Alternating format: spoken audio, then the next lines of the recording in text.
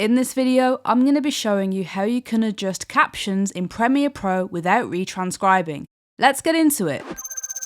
So here we are in Premiere Pro. Now let's say if I need to take a chunk of this video away. For example, if I want to remove this part of my video, all I need to do is click in Prem, press A on my keyboard. That's going to bring up these two arrows.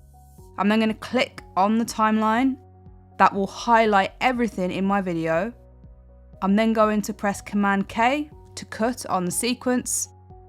I'm then going to move the playhead to the area that I want to remove. This is just very rough, just for this example. I'm then going to press A again on my keyboard to select everything.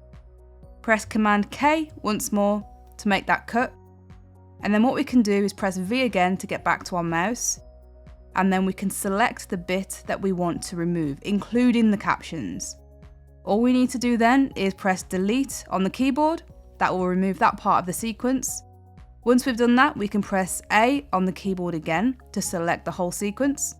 Press V to get back to the mouse. And then all we need to do is drag this back like so.